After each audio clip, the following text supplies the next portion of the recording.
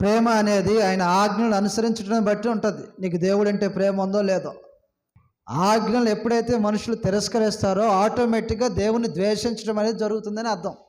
కాబట్టి ద్వేషించే వాడి మీద దేవుని కోపం ఎన్ని తరాలు ఒకనాడు తెలియచేశాడు.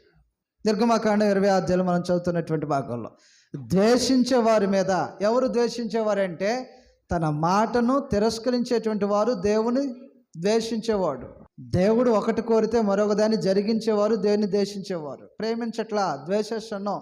నీ చేత దేవుడు ద్వేషించబడితే దాని యొక్క కోపము ఎన్ని తరాలు మోయాలో చెప్పాడు ఆ రోజున. మనుషులు దేవుని ద్వేషించకూడదు, తిరస్కరించకూడదు, ఆయనకి అవమానాన్ని కలిగించకూడదు.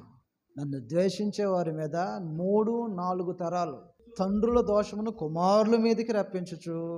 మా పాపం అంటదు, ఎవడ పాపం వాడికే. దాని పర్యావసానం ఉంటుంది చూడు, అదంటిద్ది.